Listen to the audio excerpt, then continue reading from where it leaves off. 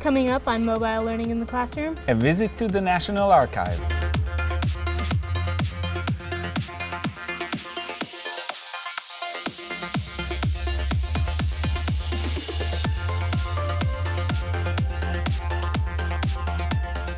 Hi, I'm Zoe Falls. And I'm Trainin. And today on Mobile Learning in the Classroom, we're looking at the National Archives. And so I love history. Most people know that. And if you don't, you just need to look at how many apps about history we've looked at over the last 200 episodes or so, and you would see.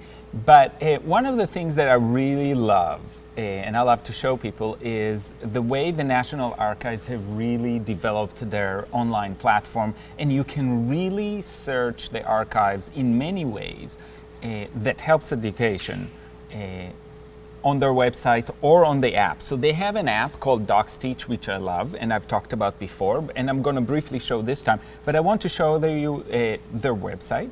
Because in their website, you can see immediately that you can do a research on the records, you can look at the veteran service records, especially you can do search of soldiers from before World War I by name, you can look at people's records and all of that, again, historically not current members of the military, and lots of teacher resources. So if we go to the teacher resources, we can find some fantastic things. You've got things for History Day, so you can see if you are running History Day and kids are looking for resources, here's a way to get a look at primary documents and really investigate them and see the people in the events. And when we talk about primary documents, and that's obvious now in the way we teach in school, but we used to usually refer to text, but we are talking about photos, about movies, about audio tapes, any kind of artifacts that are primary resources to understanding history.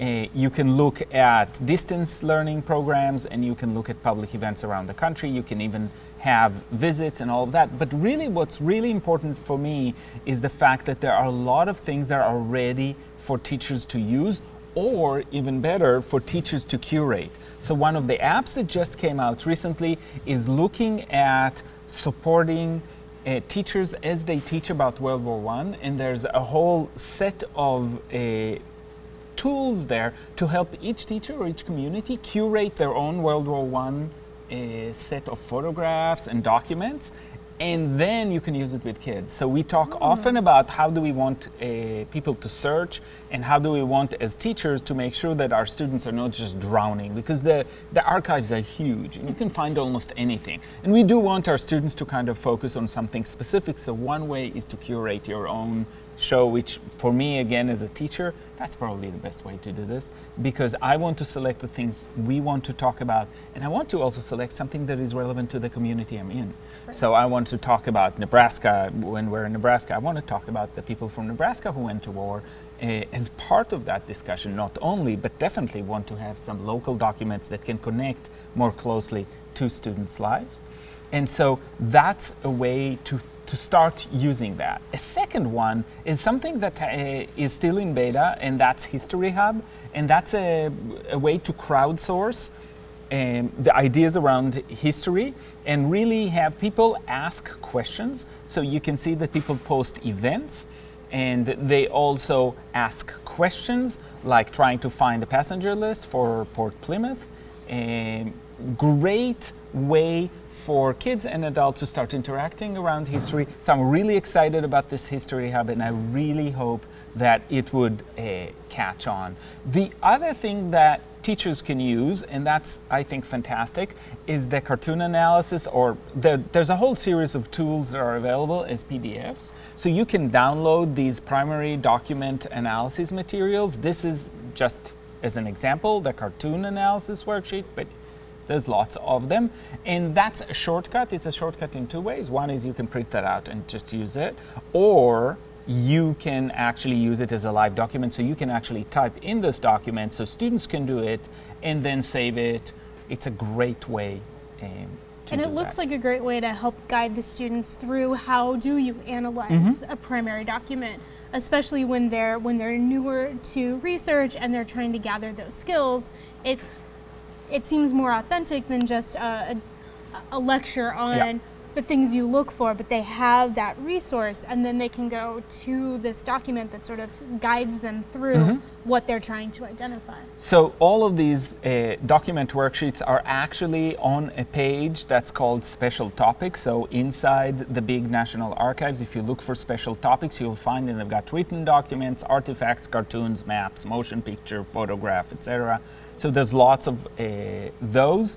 The other things that are showing up there, and which is really worth doing, is you can look at ebooks. So they've got a set of ebooks, and I talk often about open educational resources. These are free, these are high quality. So if you want something about the Constitution, the Bill of Rights, Emancipation Proclamation, and more, it's available, and they keep growing these.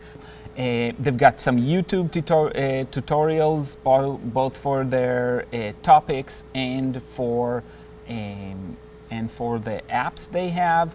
And you can also see that iTunes U actually has some courses. So if you do want to use, or if you've got advanced students, or even for yourself, there are some courses you can work through on iTunes that are advanced and look at all of these resources that they have available. Finally, one of my favorite history apps, History Pin.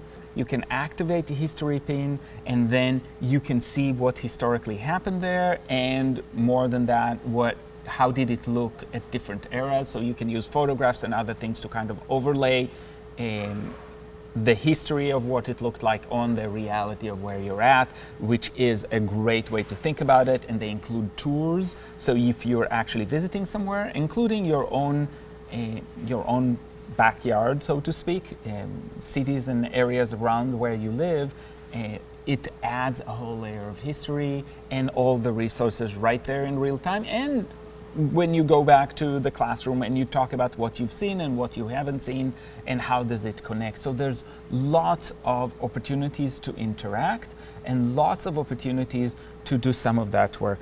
Let me just switch over to my iPad and show you what Docsteach looks like. Docsteach allows you to do two things. You can see this is the main page. It allows you to just browse, and you start with eras, or if your teacher curated her own collection, you will get a code, and then if you submit the code, you will be able to walk through that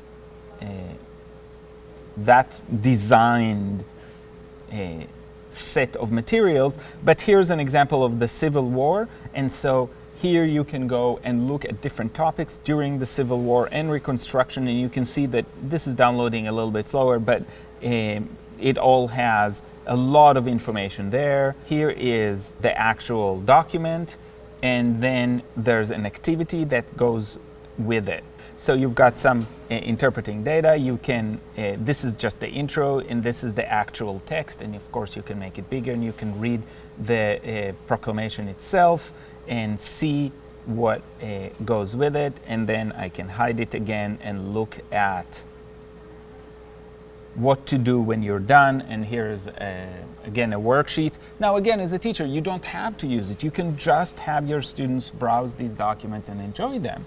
But I think that the advantage here is that you can just use this activity and just go for it. And this is an open-ended response. This is not restricting it too much. So you can ask a different question, and it does get to send an email as well with the answers, so you as a teacher can collect all of these answers. And again, there's no login for students, so you can just go on the day you want to and guide your students and do an activity and move on, or engage in much deeper conversations and continuously use this. I think, again, if you're thinking about open educational resources, the National Archives have really have a lot to offer if you're teaching history at almost any grade. Well, and it's a great flipped classroom idea too, because they could go through and look at it and do it at home, and then you could use their responses to guide whatever class discussion you had, to either clarify things, take the discussion deeper, answer questions. All right. So today on Mobile Learning in the Classroom, we talked about the National Archives, and we'll see you next time.